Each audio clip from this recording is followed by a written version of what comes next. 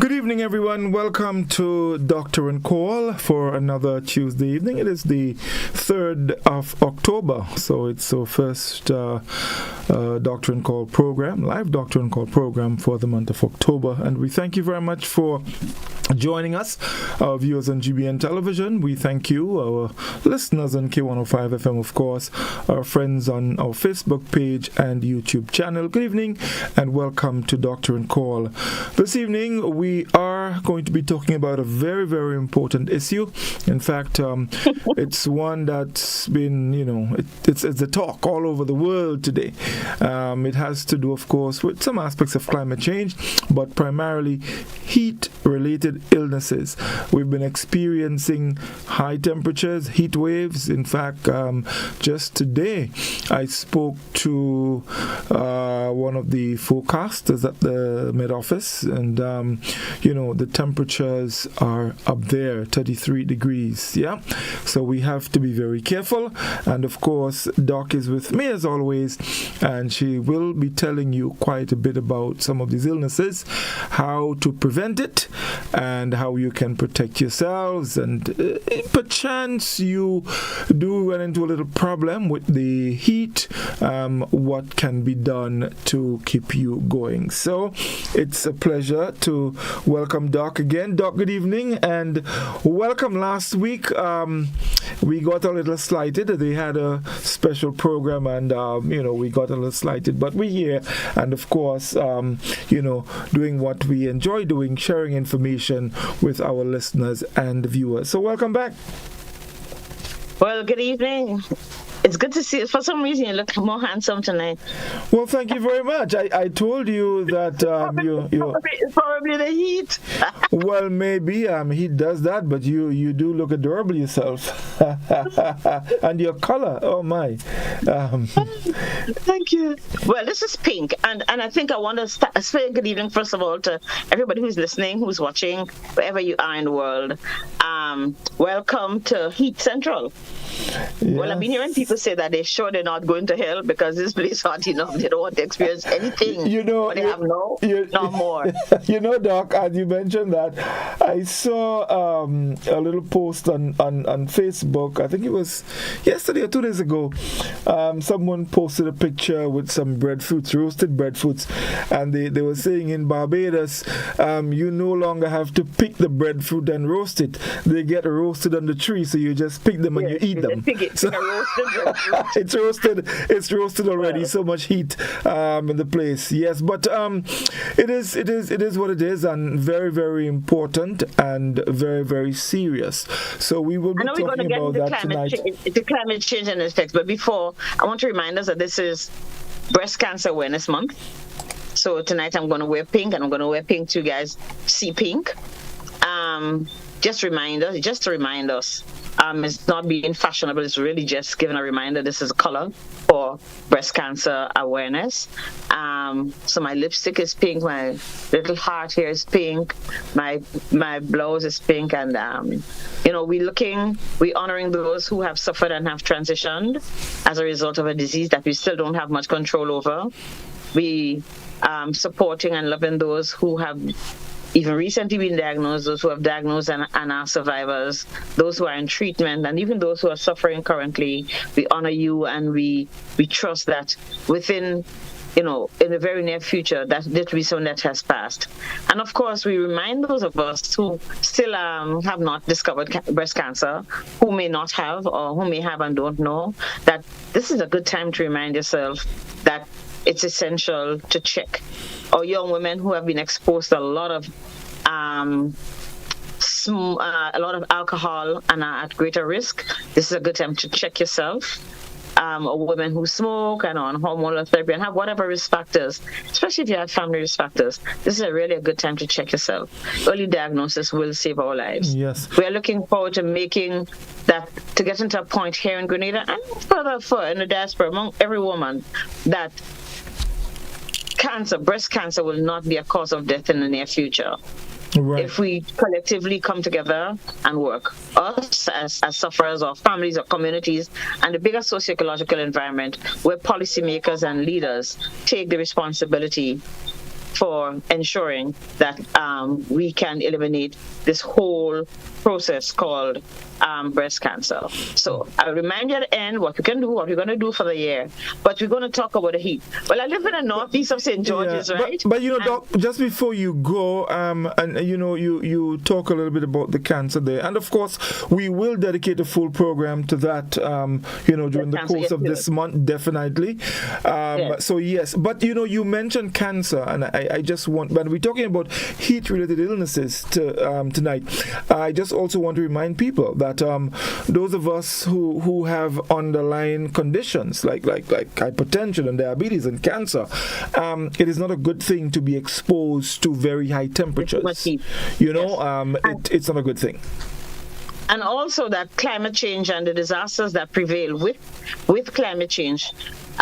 Let's talk about the flooding in China and the flooding in India and the flooding in New York last week. This is still end of summer, early fall, and the flooding and the rain in Barbados with the thunderstorms that the regions were asked to stay home yesterday. Yes. And the fact that Trinidad will probably have floods tonight as they've had in the week, and the Jamaicans have had floods, and as many as we can think. And the storms that have been, even if we're already into fall, there's still storms that are prevailing and are developing, coming from the East Coast into our direction. We want to give thanks, however, that we have not really had any major storms to deal with. Right. Yesterday afternoon, right, the sky got filled up and black, and we said, "Wow, get rain. Let the rain fall." And I'll tell you, I drove through Mount Gay, and the rain fell from the edge of Lamode. Mm-hmm. No rain fell anywhere else up into Lamode. Yeah. 2 large showers. Yeah. Well, tonight is quite cool, but the truth is, it will probably get hot again in the morning. Well, of course. In fact, the remember I mentioned that one of the forecasters at the Met Office did mention that, and he was saying, because we were talking about that storm that passed through the islands, and I was asking him, well, hey, this thing passed close, it brought some rain. Is this a sign that we'll be getting some cooling and so on? And he was saying to me, actually, no. The fact that it has passed and missed us is not really a good thing, but it has gone with all the moisture, and so it means that we have some very hot days ahead. So we have to be very mindful. But before we get into the conversation, I wanted to just share something, and I like to always look at what the World Health Organization says, because they are the authority when it comes to world health. And public health. Yes. So there are some key facts that they've outlined, and if you go to the WHO site, it's all there, climate change and health, and it says climate change affects the social and environmental determinants of health, and that's clean air, safe drinking water, sufficient food, and secure shelter. I mean, and that covers it. And that's why we can't look at just today hot alone. That's right. Or the week is hot. So we can think about the heat, which is the element that we feel most. But we have to see this whole climate change in the broader context. Indeed. And I think we probably should look at what is this climate change? It's a cliche word these days, right? So, but if you Lord, climate change, and that's okay. I think there's a certain amount of awareness that comes with that. But you talked about the social and environmental factors, and environmental context into which we can place all of this. Mm-hmm. So, what is climate change? Yeah, I want to. We're going to come to that. I just wanted to just finish with this because, I want to just sort of lay the foundation for discussion, because I think the WHO, they have it very, very nice. And they went on to say that climate change is the single biggest health threat facing humanity. And health professionals worldwide are already responding to the health harms caused by this unfolding crisis. Now, while no one is safe from these risks, and we're talking about the rising temperatures, the people whose health is being harmed first and worst by the climate crisis are the people who contribute least to its causes and who are least able to protect themselves and their families against it. People in in low income and disadvantaged countries and communities. Now, that is very, very, very significant because... And that is very profound because the 1%, the top 1% of the wealthy people in this world contribute to 50% of the climate change. Okay? So if there are 100 people in the world, okay, one person is responsible for 50%, for half of all the challenges we have with things. Whether it's through industrialization, through consumption, through irresponsible behaviors, where we dispose, what we dispose of, how we travel, whatever it is. That one person out of the 100 people who live in the world is responsible for half of the challenge. And that is the first thing that we have to deal with.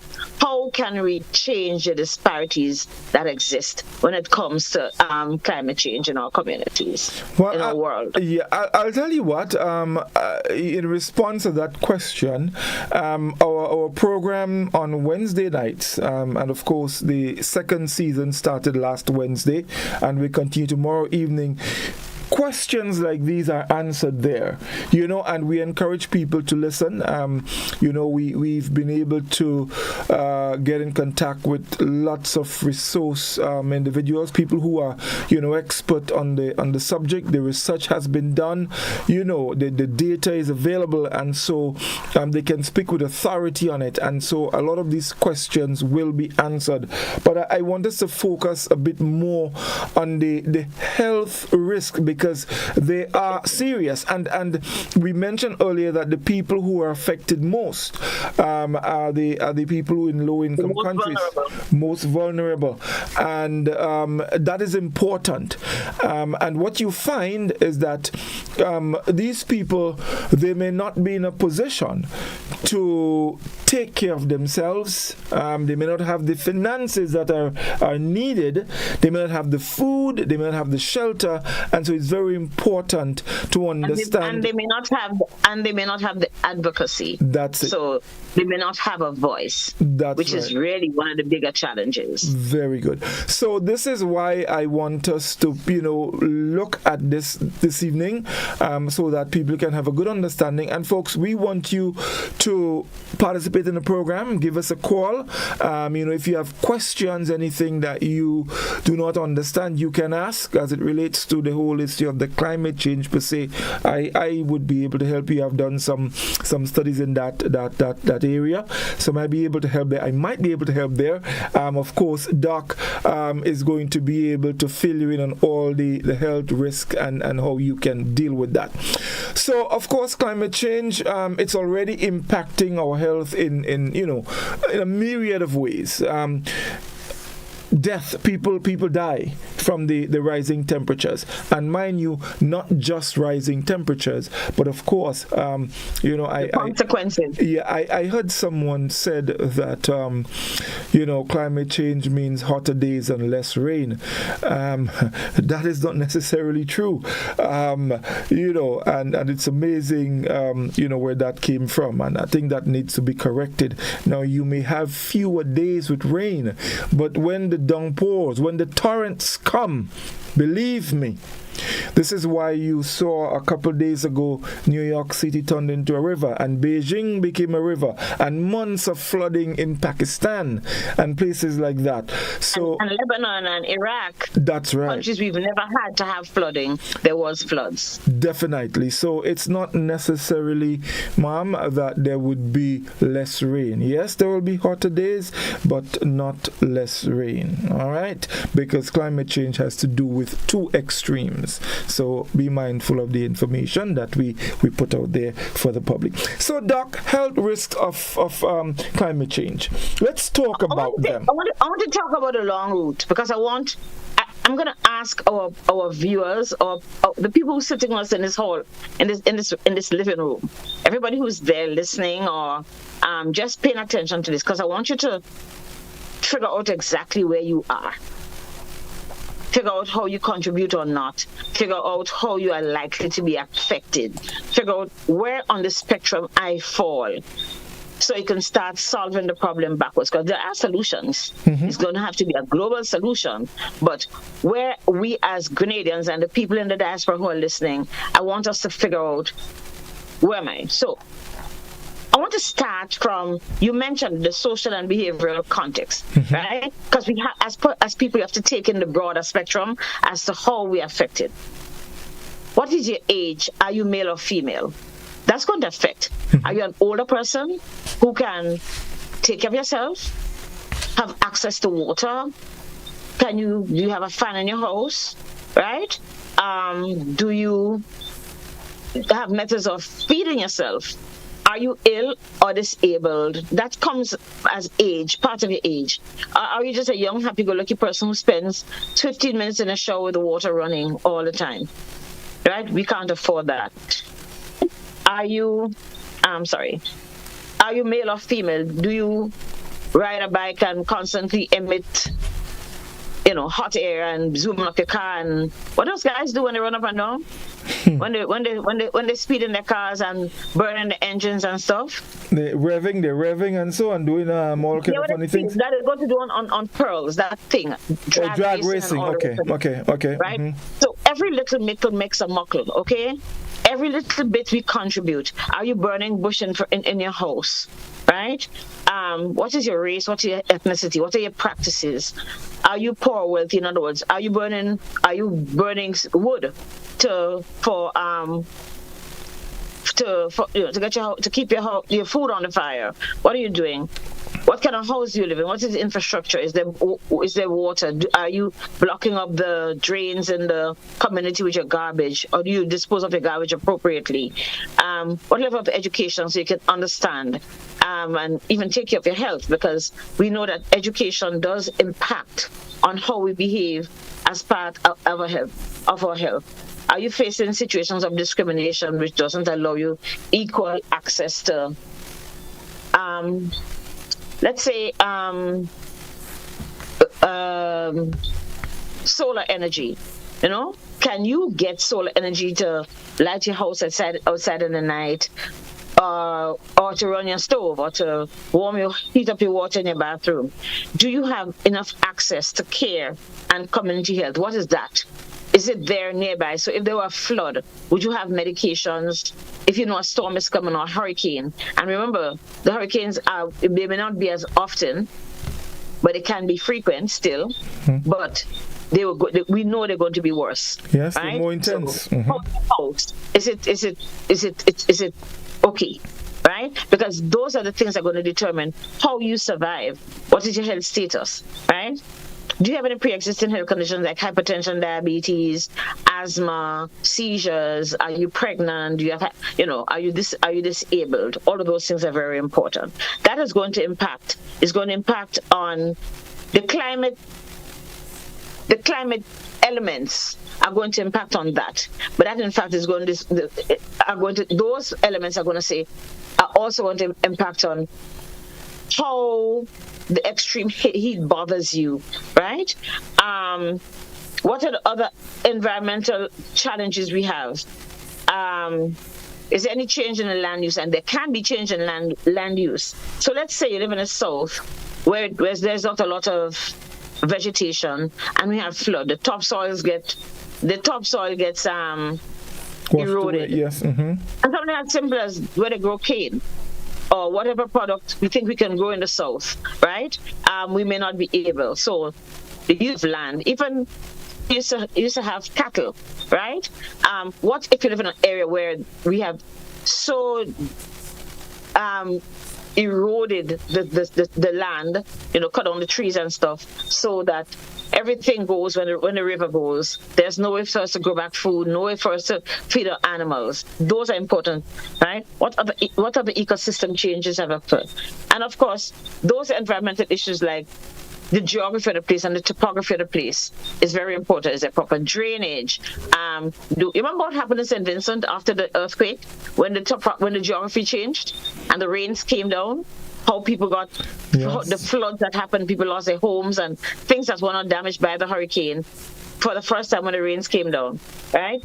How are we using our agricultural, our livestock? How is the agricultural production. Those are the things you have to consider. Am I in a place where my chickens will get washed away because there's a ravine next to it? I usually used to, get rid of my cleaning water and stuff. But does the ravine become a river that now takes away my farm, right? Is my farm exposed so that when the wind comes in, right? Those are the things. So that is also going to determine how those exposures are going to affect us. But there's certain drivers, there's certain things that come into climate change that are inherent to climate change, like the increased temperatures. And you probably should talk about how the increased temperatures happen, the burn of fossil fuels, etc., right? The fact that we don't have enough what we have around the earth because of all the burn of fossil fuels now, and the extreme amount of carbon dioxide. We've cut down the trees so we can build houses. We build houses that need air conditions, so we have to use more energy, again, from fossil fuels, right? Instead of I look at the Caribbean, we build houses where we don't have, like your grandmother house was, window open on either side. We don't do that anymore. We put a little cubby and then we put AC, right? And while it might be friendly having a slab roof for a hurricane, when it gets hot, it's not a place where you want to live. It basically becomes a brick oven. So we have to know how we're going to do the balance. But there are increased temperatures as a result. And because of these increased temperatures, what we have is increased precipitation. Whether it's rain, whether it's snow, whatever factor there is, that there's precipitation of all of this moisture is going to affect us. Mm-hmm. We are going to have extreme weather events. Okay, we know that. We've been told and we've seen it. We saw it, like I said, right there in Barbados yesterday when nobody could go to work. Stay home because there was rain, there was lots of lightning, and it's not a thing we see very often, but there was lots of lightning. My friend in Barbados told me today, in half an hour you will have lightning 15 times in a place, and that is not very normal because we don't really have, as far in my experience, we don't have a lot of thunderstorms. It will rain, yes, but for there to be a lot of thunder and lightning is not necessarily the way, right? We will have reduced food and water quality. So start thinking about how you'd get sick. When your food is less, the quality of the food is less, what can happen to us? How to prevent disease if we're not eating good food? How do we have access to food? And remember, people, this is not Grenada. This is the world. So when you have food out there, nobody's going to give us food. So we have to figure out, how can I preserve my environment? What is my responsibility to ensure that I can do something that can prevent the level of climate change that there is? Changes in infectious agents. When the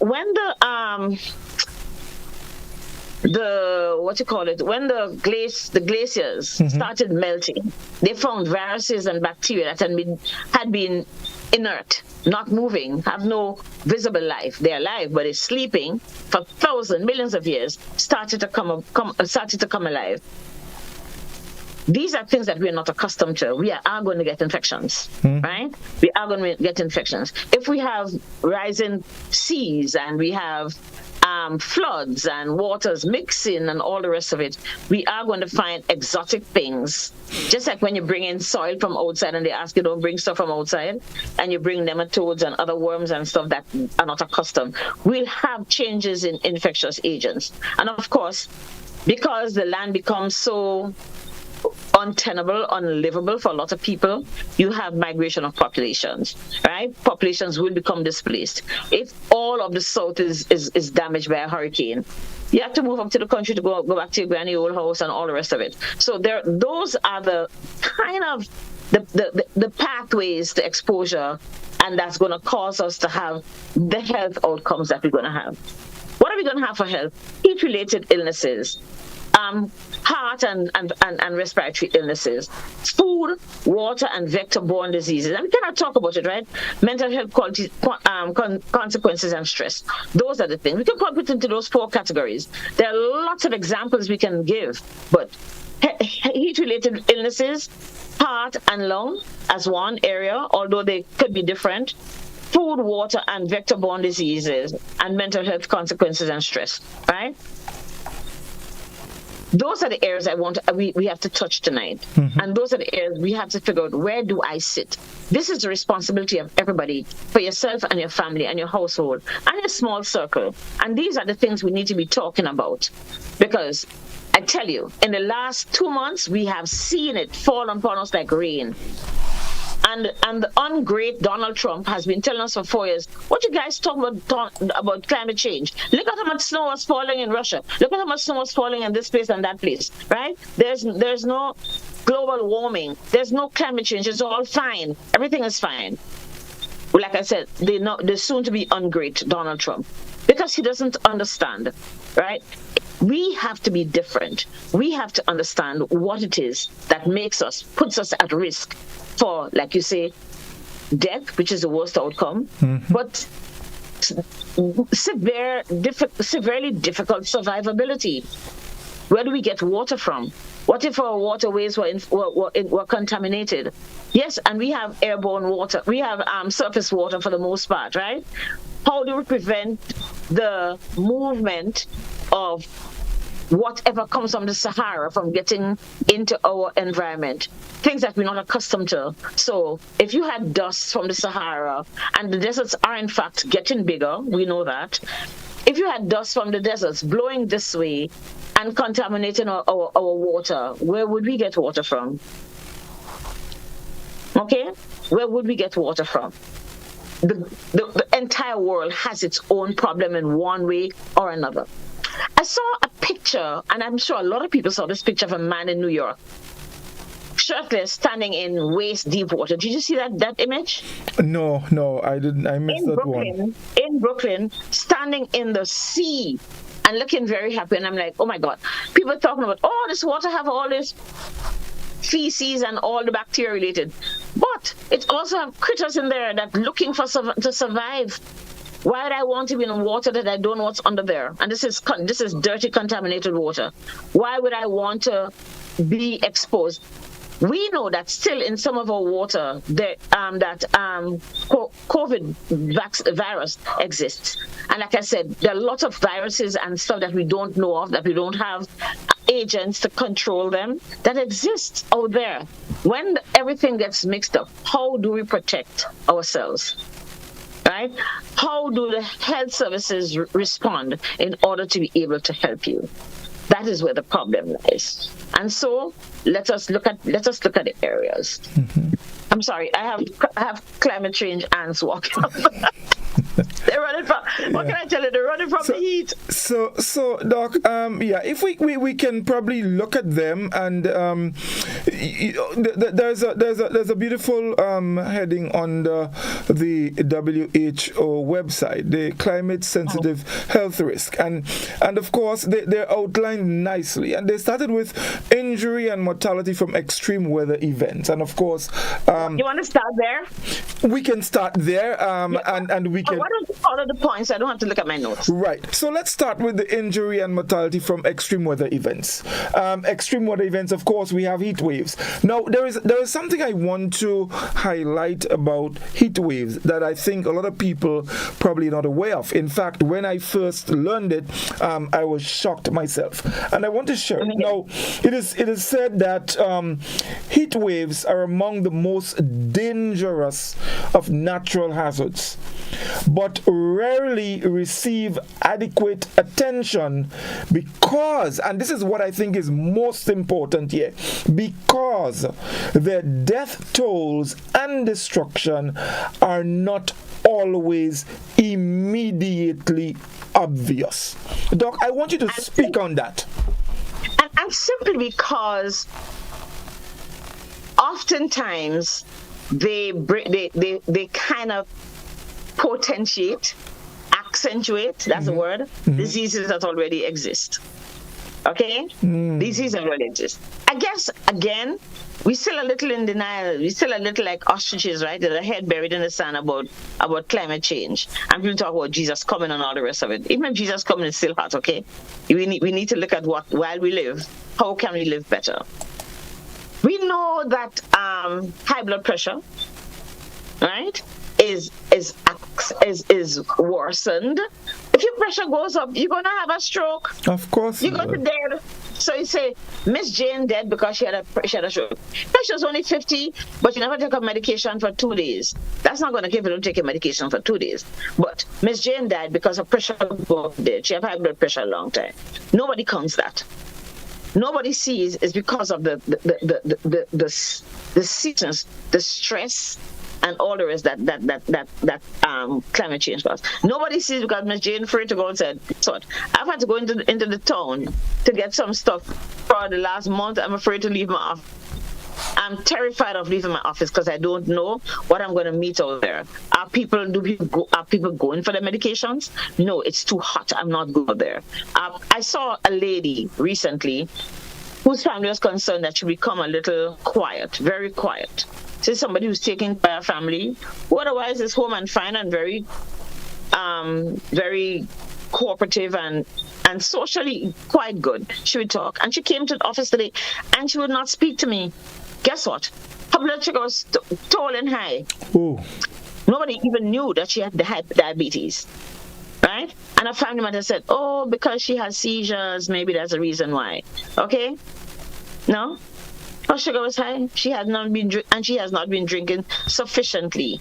So she was dehydrated and needed to be rehydrated intravenously. Had her family not had a vision, right? They probably say, well, because she's been having seizures, she probably don't feel so good, right? And she could have stayed and died. So those are the reasons, okay? Those are the reasons. Older people, and let's look at a vulnerable population, because you did mention them, our children, our seniors, especially people who need to be cared for at 100% of the time or more. The people who have disabilities, like people with learning disabilities, right? People who can't communicate appropriately, get dehydrated and they can die. Heat strokes can kill you. A heat stroke will kill you. A heat stroke is a medical emergency which requires you being admitted into the ICU. So we have to be aware. We already have all the challenges we have with everyday hypertension and diabetes and somebody out of control. What do we do when an entire population becomes affected by this intense heat that exists? Heat with humidity. Today I was saying to my mother, oh my goodness, there's just water in the atmosphere. It's hot, but it's just water. You can hardly breathe. So consider the people who have asthma, who need to have very light, clean air, and have to contend with this air that is full of water, full of dust particles, full of other viruses and bacteria and stuff that comes with the thing. And remember, there's going to also be migration of insects and stuff who probably rather a hot temperature. Definitely. Right? Right? So we tend to forget. In the case of extreme heat, and I'm talking about global, not just a heat wave, because sometimes we forget to tell people a heat wave is just happening. We should have been told long before. Granted, we're told every day now, but a heat wave is a phenomenon that really just lasts where you have high temperatures like over 3 days. But no, you have 3, 4, 5 days. You can't even go to the sea because the sea is hot. Okay, everything around us is hot. So we have to consider dehydration especially as a major challenge. We have to consider how people with respiratory illnesses have difficulty breathing because there's just so much water in the air that they try to breathe in. Okay, so those are some of the situations. You know, Doc. Last week on our program, Dr. Sean Charles made a reference to people who are differently abled, people who cannot help themselves, and these people are at significant risks. At significant risk. What about if someone like that is living in a home with people who do not understand what is happening? These are people who will definitely succumb first, because the people who probably providing the care may not know what to do. So it is very, very serious. Very, very serious. So people who have relatives and children and wards who have autism at a very difficult point, because these are people who are very blinkered, who function on their own rhythm, and it's very, very, very difficult, because autistic child may know that he drinks his water when the clock points at 11. you can't get him to drink it at 10. So those are challenges we're going to have. We're going to have to find creative ways, like giving. Someone was asking me, how do I rehydrate my mother who doesn't want to drink water? Maybe we can give her ice chips, right? Crack up the ice and give her the ice chips so she can eat a little, and that's a little easier, and she would get some more fluid. We have to get creative as to how we're going to prevent that. We have to look out for the vulnerable. I keep telling people, all those little children going to school and it's so hot, right? Maybe we have to look at our uniforms, right? Maybe we have to look at our classrooms, right? Because I know some classrooms can be very hot. Are we providing things like fans, AC where possible? If you have a close-up room, you have to put an AC in there because a fan is only going to blow around the hot air that is there. Are we making sure that the children in the classroom drink more water, have some water, even ask parents to send a thermos of water that's boiled so the child can drink? Are we allowing children to drink water as they need? Right? Because some children will drink more water than others. Those are the things we have to consider. The people we care for. Do we have to do PE? Not this week. I've been concerned about people who work outside. Yes. Like people who do landscaping, construction, those kind of stuff where you have to be outside. And I'll tell you, employers are going to have to consider different work hours. In order to get any productivity and have your staff there still, you are going to have to consider different work hours. Even for doing deliveries, we're going to have to start our days earlier, much, much earlier, while there is just enough light to go there and do the work, because we can't function out in the direct sunlight. The truth is, you're not supposed to be out in the sunlight beyond 15 minutes between 11 o'clock and 2 o'clock. And these days, it's even worse because 4 and 5 o'clock just as hot as 11 and 2. So those are the things we're going to have to consider. How are we going to restructure our adaptation? Our lifestyle? Yeah. Adaptation. Right? We have to adapt. Yes, we have to learn to adapt.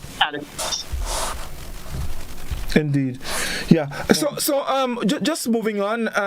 You mentioned asthma earlier on, but the respiratory illnesses, it is significant in conditions like these. So you have high temperatures. In addition to that, there are lots of other particles in the atmosphere because we still have people who burn.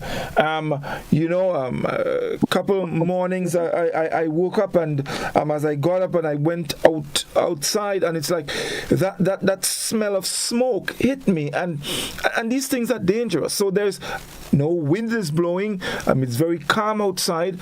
Temperature is high, and your first breath is an inhalation of smoke. This is dangerous. Yeah, with all the particle dust. Like all the particles. If you can see heat, if you can see smoke rising, anything that's smoky, there are particles in there. So we have to stay away from that. No. I wanted to kind of address people who use like cold pots and stuff, who normally use it inside their house. Yeah. This is time to go outside, okay? Because you don't want your children waking up or your grandmother waking up to all of this, because the air is not moving. You don't want them to wake up to all of that particles and inhale them. And remember, I'm saying, because of the fact that this is not Grenada, right? And because of the fact that places like deserts are getting greater, the fact that Sahara dust, Sahara is there's thousands of miles away from here, and yet we pick up Sahara dust, right? What if there were challenges in the Sahara and new bacteria and stuff are found? It will come in our air, okay? It means that when we generate heat within our house, you'll have more bacteria and more stuff in there. Some of them may not die because some of the new things are resistant to those kind of stuff. That's why they exist. So people who have children with asthma are going to have to provide other facilities so that they can have the clean air that they require. Okay? People who have asthma are going to have to make sure, and we are going to have to make sure, that they have their medications, that they are informed as to how they can take their medications in order to prevent challenges. Maybe this is also a time, we spoke about this about 6 weeks ago, maybe this is also a time for us to go back to wearing masks. Those of us who have illness. Yes, I know it's hot, but that's another level of protection that we can have, wearing masks, because of the level of particle dust that exists in the atmosphere. Yes, yes, indeed. So there's also very importantly, we mentioned it earlier, the vector-borne diseases.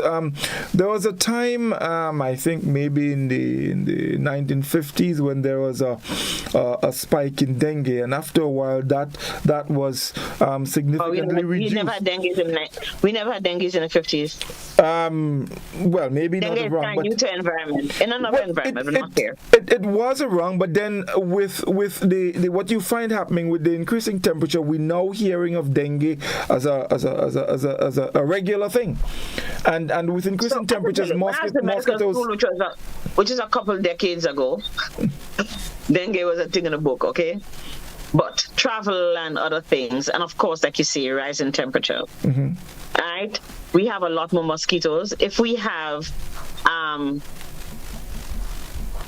a lot more water, we'll have more vectors. If we have floods and heavy rainfall, we're going to have more mosquitoes breeding. And of course, already in our environment, we have those like black and white mosquitoes. Okay, they look like little zebras.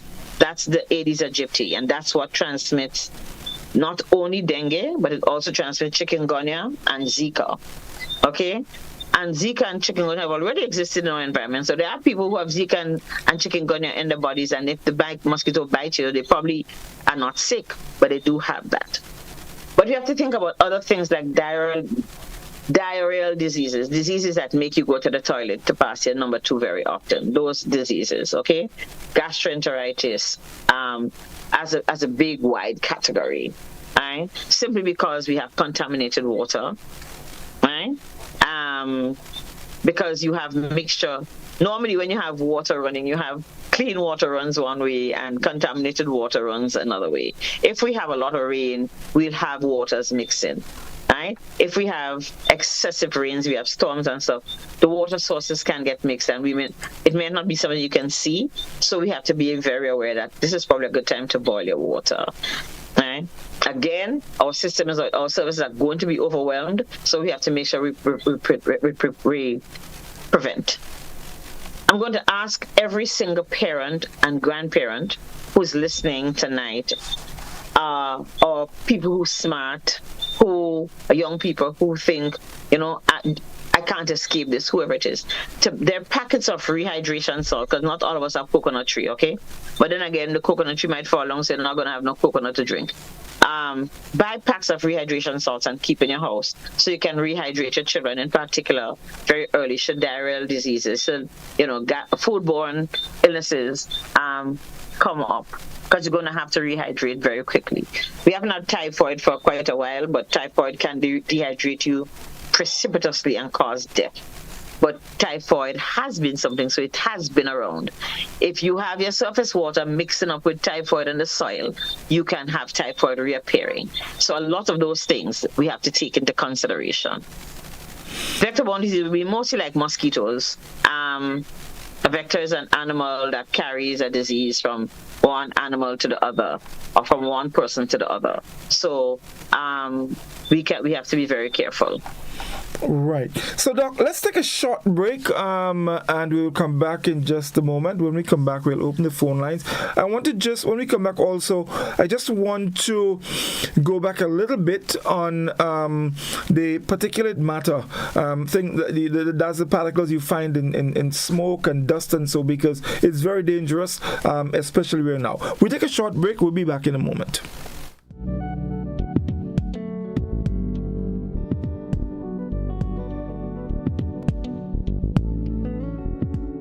Your life is yours, your future's in your hands, your body is yours, that's why you need a plan. You gotta plan your family, avoid HIV, get the education from the Grenada Planned Parenthood Association. We offer STI screening, gender-based violence counseling, prenatal and postnatal checks, injectables, condoms, pap smears, and other sexual reproductive services. Open Monday to Friday, 8 a.m. to 4 p.m. The Pointe Street, St. George's. Whether male or female, it doesn't matter. We're here to make your life better. Grenada Planned Parenthood Association. For appointments, call 440-3341. there was ever a time to keep and stay healthy, it's now. We at Hills and Valley are here to help you take deliberate steps to maintain your health. We stayed true to maintaining the most comprehensive rates while stocking the widest range of medicines and health devices, including personal protective equipment. There are so many benefits shopping with us. You get great savings through discounts for senior citizens and reward cards for loyal customers. Ask about owning yours today. Visit us at Halifax and Grenville Street, St. George, Jubilee Street opposite the Grenville Bus Terminal, and at Hillsborough, Carriacou. Our wholesale distribution on Halifax Street also stocks the widest range of pharmaceuticals. We are with you on the hills and in the valleys. We are Hills and Valley Pharmacy.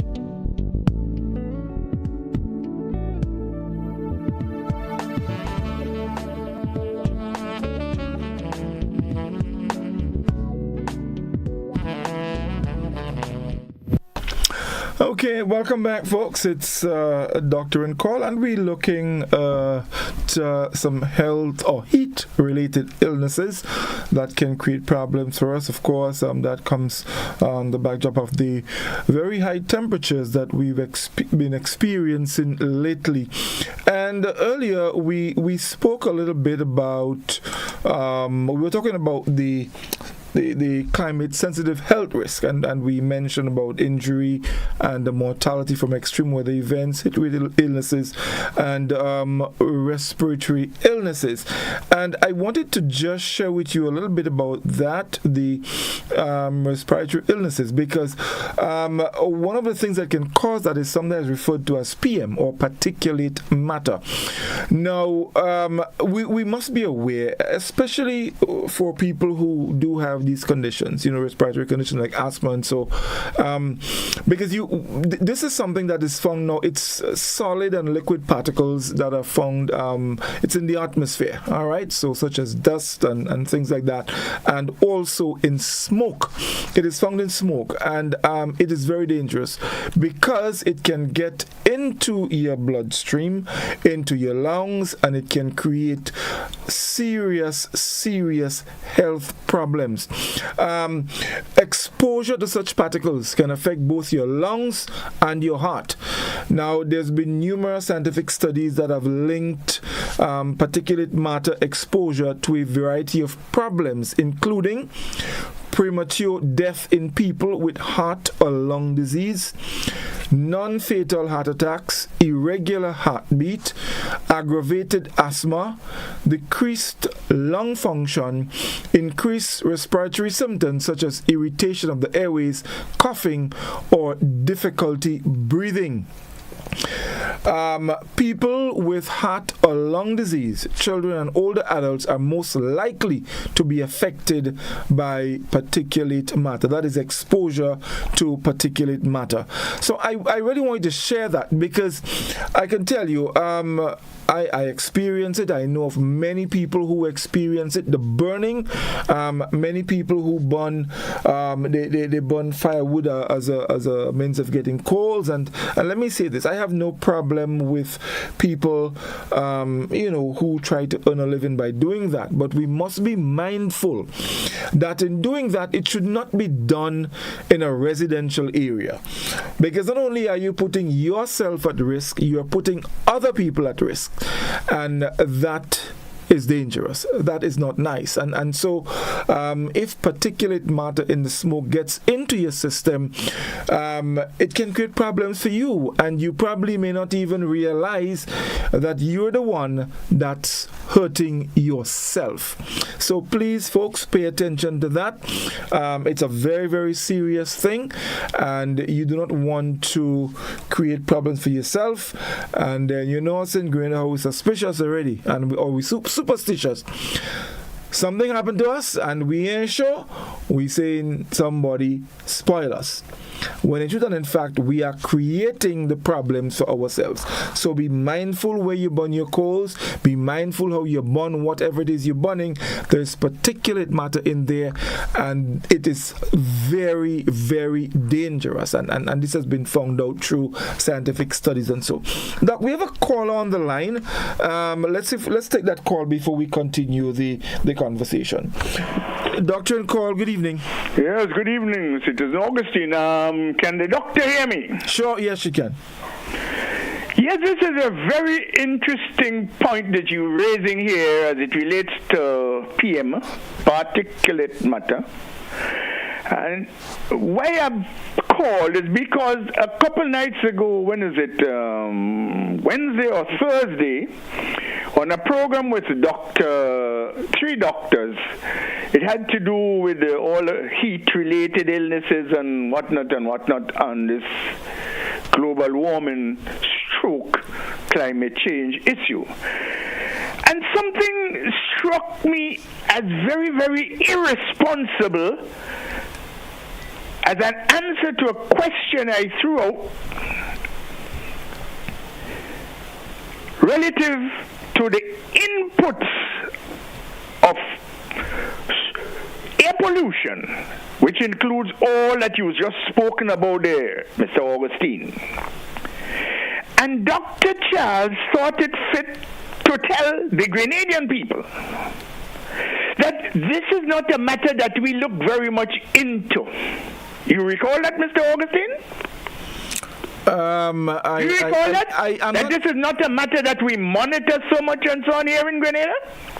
Yes, well, that's what he said. We can play it back anytime. Mm-hmm. But additionally went on to say, because my question was, what are we going to do, or what will we do about this situation? When will measures be taken to stop it? And he goes on to tell us that it will have to be through advocacy. Now, that means people getting up and making noise about it. Well, a lot of us have been making noise about this for years. But I want to ask Dr. Nixon this. You may not wish to refer to the statement as irresponsible. But the basic question is it really the responsibility of the people of a country when they know that something in the air, the atmosphere, etc., is affecting them, and they talk about it so that the state authority can take measures to put policies in place to combat it? Is it the people who are to ball out, quote unquote, or is it the health or the authorities of the country in the various ministries who need to take the matter up, analyze it, study it, and take the necessary measures to combat the problem? I wonder if my question is clear, Doctor. Probably you didn't hear me. As a public health, can you hear me, sir? Yes, ma'am. Good. Yeah, but I'll leave the question there. So I'll give somebody else a chance. Thank you. Okay. Thank you, and I understand your passion. So earlier in the game, Godfrey, remember, I said that this has to start with each. The responsibility has to start with each one, right? And it goes to you and your friends, and then it goes to your family. But at the end of the day, mitigation, control of the challenges to climate change has to come from policy, right, makers, with all of us working collectively. Mm-hmm. This cannot be done by people alone, but we have to participate. The population has to participate, whether it's by cognizance, understanding, by making change in their behaviors, or by changes being made for them, because you have to alleviate poverty and all the other social ills. Remember the two things you said? Social and commercial, Godfrey? Yeah. Right? Yes, yeah. Are we going to ensure that we can have enough streetlights from from solar energy, so that you don't have to produce more fossil-based energy to get light? We don't have to use fossil-based energy sources so we can have electricity. So it's not, I don't think it should, I don't think think we're at the point, we're beyond people making advocacy, because we've seen changes. So I don't think we can say, oh, the people have to advocate. There's no need to advocate. There is already a problem which needs to be dealt with. And this problem is not just for Grenada, it's a global problem. So we're going to have to work with policy and take put plans into place to mitigate whatever challenges there are. And I wanted to, and I hope this satisfies our caller.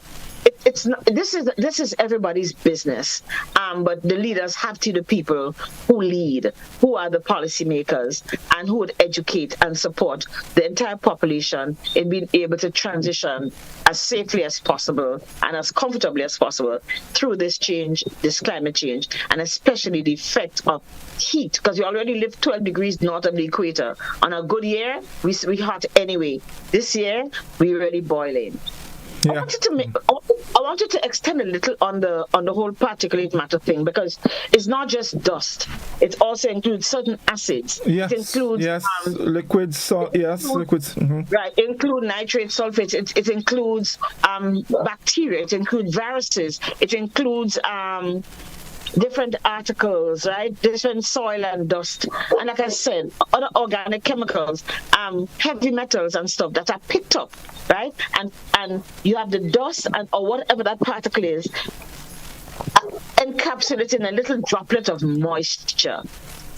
The smaller it is, the more difficult it is for you to take care of, because smaller particles get further down into your lung, translate themselves into your vascular system, right? And can affect your heart. Guess what? We also know that people with diabetes are at greater risk of the outcomes of having been in contact with all of these particulate matters. Why? Because people with diabetes also have problems with their blood vessels and their circulation, right? Those small vessels where these tiny particles can penetrate from just being absorbed into your lung and translating themselves physically transposing themselves, getting inside there, right? From the airways down into the blood vessels. So we have to be very careful. It is obvious. I stepped out of the office today and I'm like, what the hell? Look at all of this particulate matter in the air. It was literally dusty, right? Dusty. I had my car washed yesterday. I can almost rub it off with a vacuum cleaner to take off the dust. Be very careful. And that's why I'm making the point. And we just function at one level, and I hope our caller understands. We function at one level where we meet to the point. But at the end of the day, there has to be bigger policy. So, for example, work hours can change if only it comes from a higher position. If you work in a ministry, like I know there's no AC, maybe people can go into work a little early and give a little more service. If you work in construction, you start work at 6 o'clock. By 11 o'clock, you're out there and you've done work. You've done as much as you will, because if you let people work in the hot sun, but that's going to have to come from policymakers, even for a short time, until we have this under control, so that we can protect our population. Doc, and you mentioned the acids and so on. I just wanted to go on a little bit to let folks know that the particulate matter, they're not just harmful to humans, but they're also harmful to our environment, because they can be carried over very long distances by the wind and settle on the ground and in water. And of course, depending on the chemical composition of these particulate matters, the effects could include, for example, our lakes and streams can become acidic. I said earlier, we have surface water, and the surface water can become contaminated. Yep. You don't want every single camel that dies in the Sahara Desert, or everybody who dies, or whoever dies and is decomposed to dust, right, to be transported through the atmosphere and dropped in the St. John's River, or the river up in St. Mark's, or the river that runs through Sutton, or Grand Barrow, because it means that we are going to be in trouble, especially when you have bacteria and stuff that you cannot identify, and we don't have any way of treating it. Right. So it puts us in a very precarious place, and that is why you have to have leadership from the top, leading how we're going to approach the climate thing, and working collectively with the people through education, through real programs that people can understand and undertake, so that all of us can survive this crisis. It is a crisis, and we have to. The other thing that comes out of this is the whole economic downturn. So if we have bigger hurricanes and bigger storms, we'll have less productivity. Okay? If we have bigger hurricanes and bigger storms, we're going to have less. You remember COVID?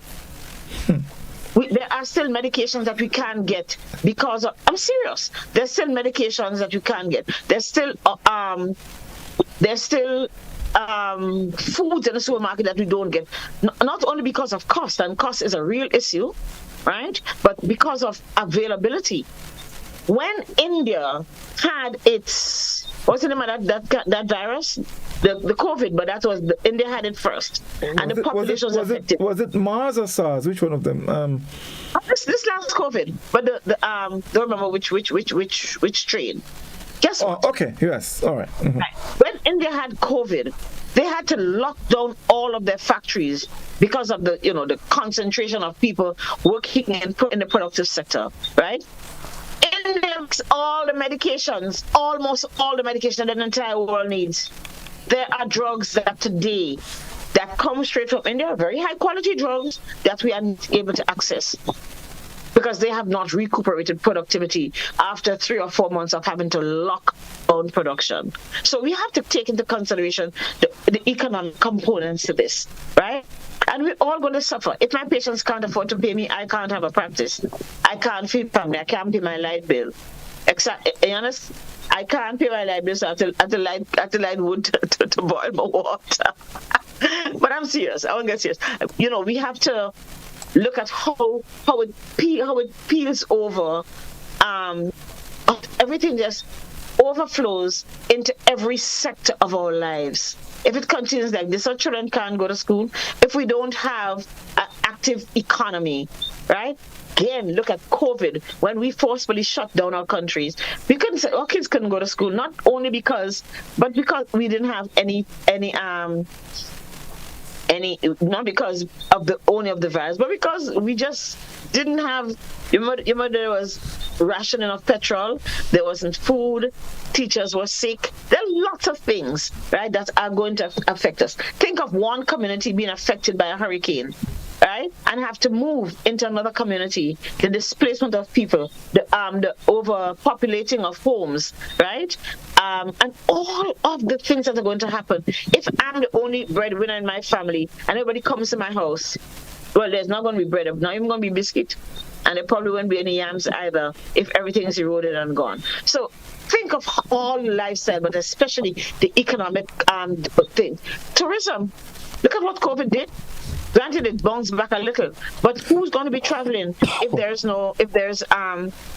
there's no beach? Who's going to be traveling when all the hotels are damaged? Who's going to be traveling, right, when people are sick and they have foodborne illnesses? Nobody's coming here if we have outbreaks of diarrhea and coughs and colds and dengue and Zika and whatever it is, right? If COVID comes back, and it can, okay, people are not going to come here. So we have to take care of the crisis that we have now before it mushrooms. It becomes like a bomb.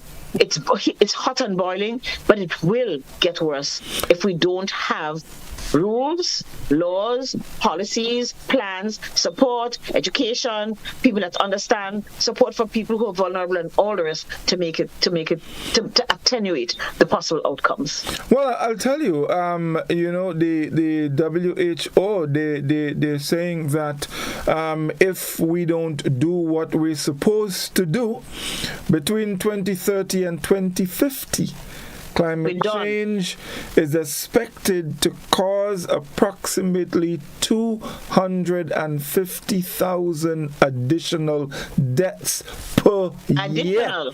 And we're talking about from malnutrition, malaria. Well, we don't have malaria here.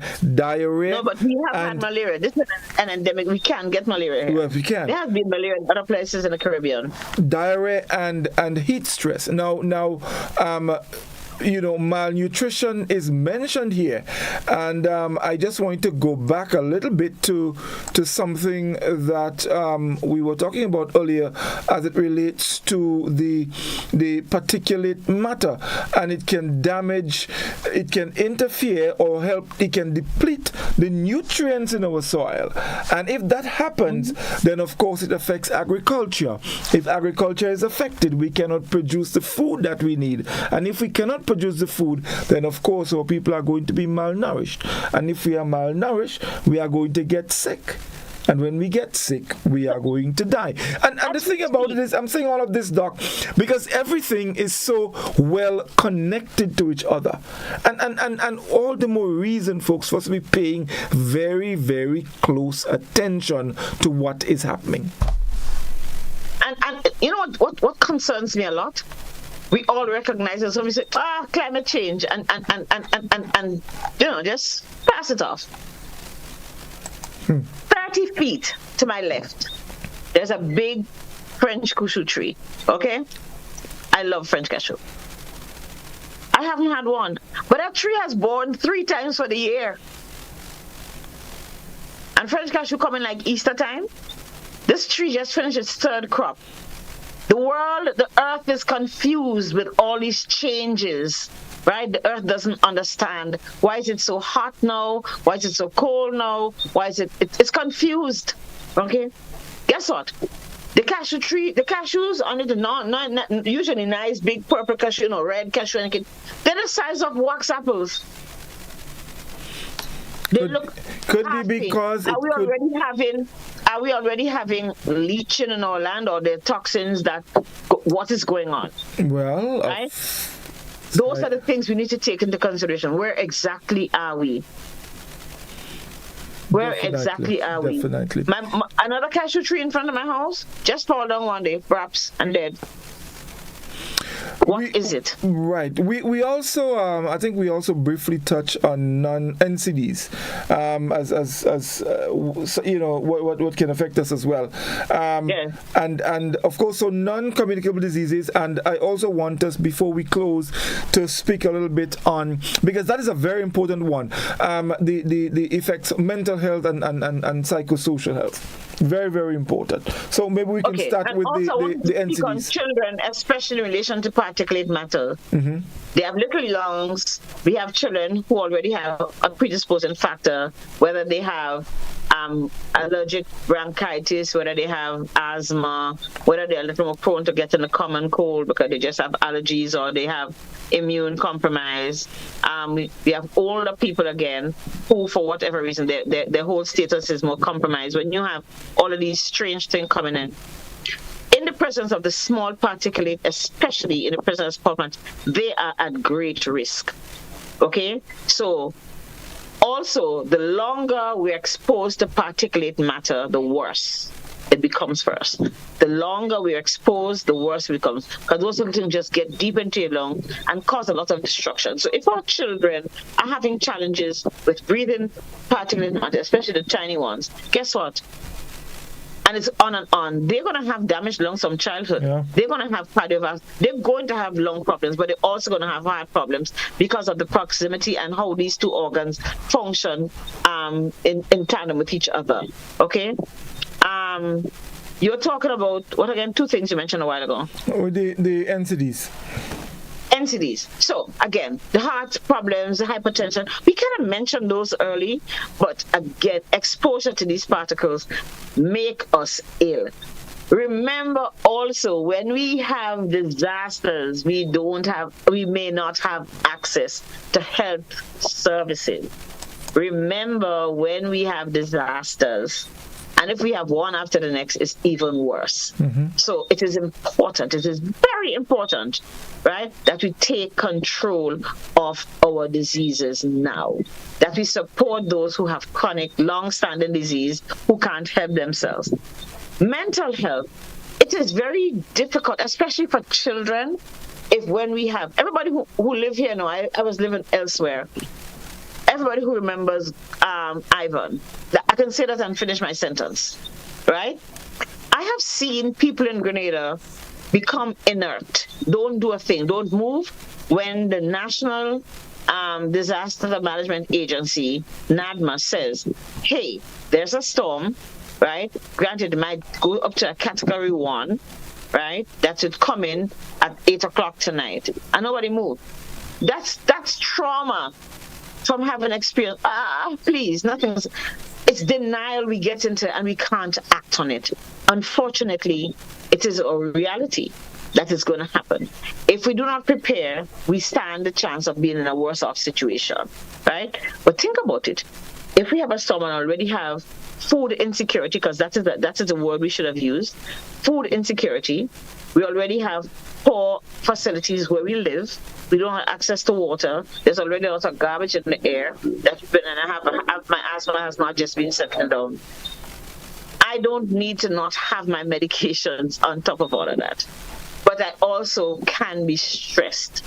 And people who are exposed to stress, different level of stress, repeated stress, will have mental health challenges. People who have mental health challenges when they have stress will be iller. People who have mental health challenges and can't get to the medication will be even sicker. So there's this vicious cycle. And when my brother who has mental illness gets very ill and there's no medication, I can't get medication, and he starts to wheel his machete, the rest of us in trouble. Do you understand? So we have to make sure, and we have to identify very early. And people need to say, I am not coping. If you're not coping, you have to say, because some of us have great ways of masking. Masking is not going to help us. Soothing our children is very important. Helping them to realize that I'm here. Helping our children to feel secure is very, very, very important when we have all these crises. Children are hot. Explain to them why it's hot. Why it's hot and what we're going to do to make you not feel so hot. Okay? If you don't feel well, talk to teacher. Teachers ought to be supported, but they also have a responsibility to help their children. They have to educate themselves as to how am I going to keep my children as productive as possible in the thing. And it goes back up. The Ministry of Health has to support teachers and principals in ensuring that our children exist in an environment that's right. The extreme heat can make you very anxious. I'm sorry, there's just a lot of insects flying around tonight. The extreme heat can make people very anxiety, and they can fall apart from a mental health standpoint. We have to be very aware, all of us who work with other people, to understand that people may not be able to cope. Right? Our psychological services are limited, but they try to do the best they can. Read on the internet what we have. Seek help. Go to your priest, go to your teacher, go to somebody, go to your friend, go to the doctor, go to whoever you need, so that your mental health status can be supported. Because try to imagine, when you really have a crisis, if everybody gets mentally ill at the same time, and we can't. The other thing is that we can have the worst outcomes because people would lose their homes, their jobs, their well-being, and lose their hope. And there's always a possibility of people taking the ultimate step and dying by suicide. And we have to make sure that we can control that. Okay? Yes. So indeed. Also remember that people who give care, like medical services and health services, also need support. So please, let's look out for them as well and make sure that they are cared for. Right. Now, Doc, finally, before we put a wrap on all of this, our infrastructure can be seriously affected by this climate change, the effects of climate change, and let's just tie it into how that can also affect our health. Because, for example, in the case of extreme weather events, if we have a hurricane, our hospitals, our medical centers, the structures can be damaged. Now, if they're damaged, that would seriously affect the care that can be given to people who are injured. And so, when you look at all of these things, our healthcare facilities, all of these things can be affected. And in turn, it creates a problem for the actual healthcare in service delivery. Definitely. So it's all connected. But currently, we have been building climate resilient buildings. I think Grand Bra Soteas, Carriacou. I'm trying to remember which ones from old memory. For primary care services, some of the climate resilient buildings, hospital in Grenville, Maribor, Princess Alice should be, and Princess Margaret. That's Carriacou, right? Carriacou is Princess Margaret. No, isn't it? Yes. No, I think it's what's it? Princess Alice is in yeah, that's in Maribor. No, I don't think Carriacou is Princess. Well, the one in Carriacou are supposed to have been also built as climate resilient buildings, and I think part of the general hospital, if not all of it, right? But guess what? If you have in bigger stores, maybe we're not prepared yet as much as we think. The bottom line is that the government is actually trying to do that, and hopefully, I would hope that the banks and the other places, right, and other places where life comes in the port, right, can a ship come in and berth, right? Can we have communication that stays up enough? Is there a way that there is enough security within the thing? So I might not be able to use my phone to call my auntie in England, but there must be a platform on which I can say, hey, I'm okay, so my family in England can figure out that I'm okay, right? So communication must be maintained. We need communication between areas so people can know. I would hope that the communication services have taken that into consideration. In Bermuda, for example, some of the electricity lines are underground. So you'd find that in a day or two, electricity is restored in your area if it goes if most of it is underground, right? I've been in Bermuda when they had two hurricanes in 4 days, go figure. And I had electricity by the second night. The first night it was a category 1, so it was good, right? And of course encouraging that we all build climate resilient homes, right? Homes that can withstand hurricanes and earthquakes and other disasters that are likely. I know all of us like to be able to spit in the sea when we wake up in the morning. Well, we know that the seawater level is rising. One, because you have all these glaciers in the north melting. 2, because water is expanding because it gets hot, right? You probably don't want to live so close to the beach anymore, okay? Because you're probably going to be close to the sea. Look at, I drove on the Carnage last week, and it looked like the boats were standing above way above the level of the road, simply because the tide had risen so high because there was a storm in the area. So we have to remember that maybe we need to build further in. There are rules of building, and we need to follow the rules that are given by the authorities who kind of know best. And at the same time, we need to research, how do I build best so that I can have a home at the end of a thing. And of course, it's storm time still, and we have to talk about how we're going to integrate our families to participate, how we're going to educate ourselves so that families can remain safe. Where do we meet? If there's a storm coming, are we going to come to whose house? Whose house is it? Do you understand? And then we kind of need to remember that we kind of need to love our neighbors and look out for each other. Yes, indeed. Well, it's just about 12 minutes unto 10.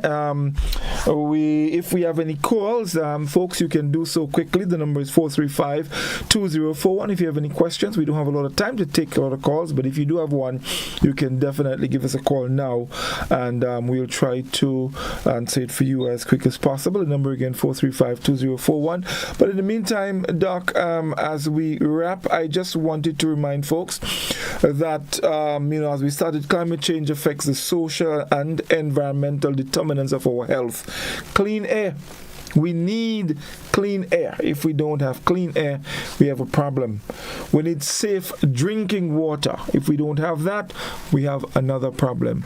And if we don't have sufficient food and, secure shelter, a proper place to live, there's a problem. And these four factors, these four social and environmental factors, climate change can seriously affect them, and we will be faced with a problem. So we need to pay attention.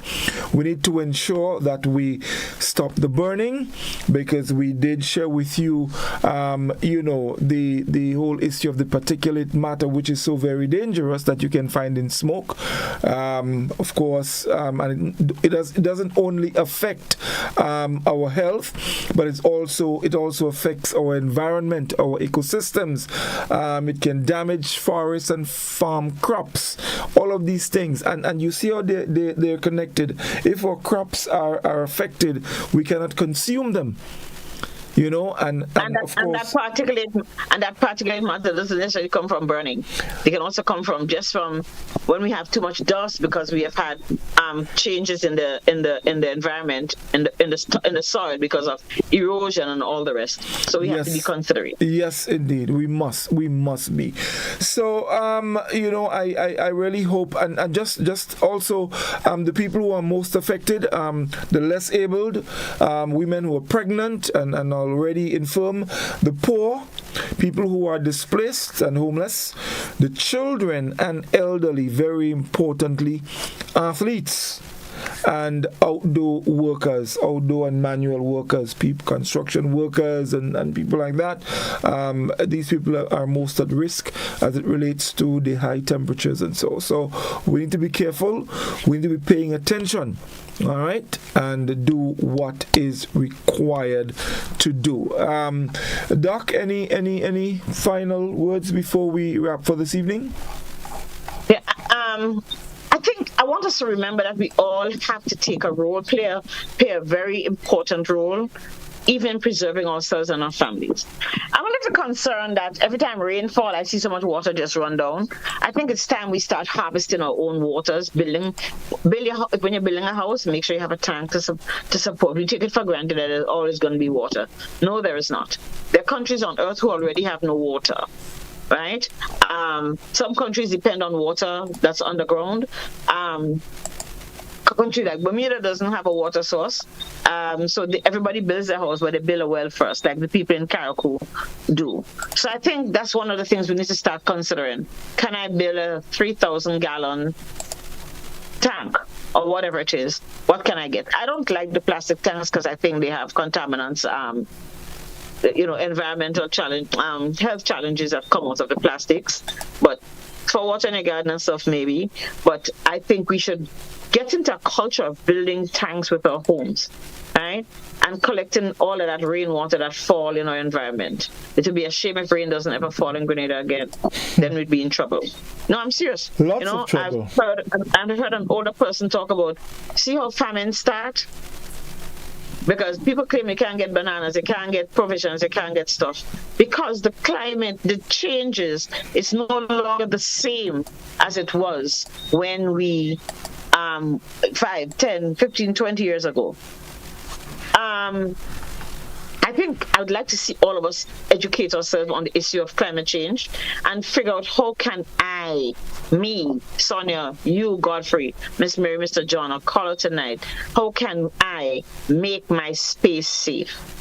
I'm hoping that our leaders, our government, recognize that this is a state of crisis and that we have to empower people to be able to take care of themselves, right? And create a space within which people can be safe in the middle of a budgeting crisis, because it is getting and is promised to get worse and worse. By this time now, people kind of wearing like a sweater over their clothes and stuff. This is October. It gets cool in the night. You have to pull a little blanket. And look at us, right? 3 o'clock in the morning, you feel like you're sitting in the middle of Grand Anse Beach on a sunny day. So we have to figure out how that is going to go. I hope that we can work collectively as a nation of people, as a country, with us and our 2 islands, to ensure that we can beat what climate change is. Are you going to plant a tree? Maybe you should. is that whatever is needed to be done. There are lots of things we can do, like don't cut down the trees. Let's stop burning as much as we can. Let's make sure that we don't contaminate our rivers and all the rest of it. There are lots of things we can do. But above all, I think being empowered through education, understanding what this is, what is my role, my personal role that I can contribute, not just for myself, but yes, for myself. And whatever you do for yourself will spill over for the rest of our population. This is a love thy neighbor stage of our lives. Yes, indeed.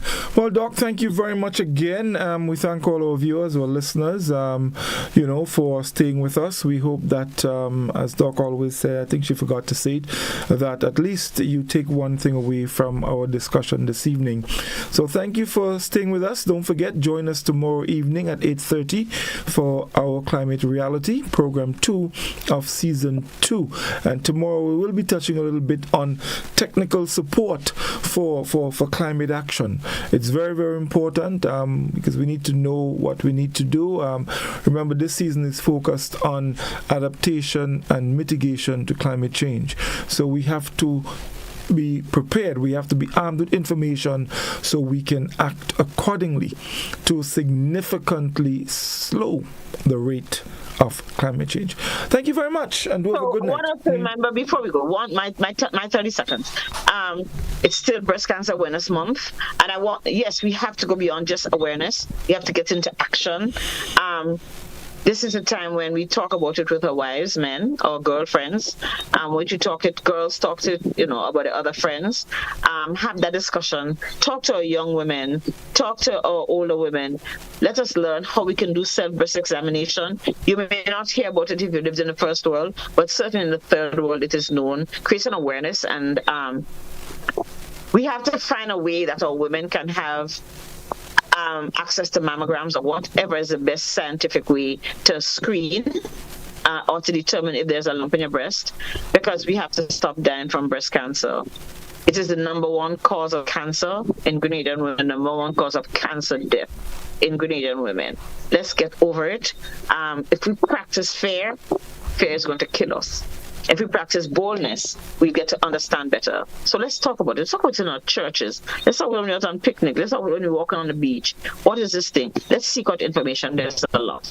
There are some events. I know Pink Ribbon is having an activity. I think it's on the 22nd. St. Andrew's Development Organization is having a walk on the 21st. They have a very vibrant survivor group.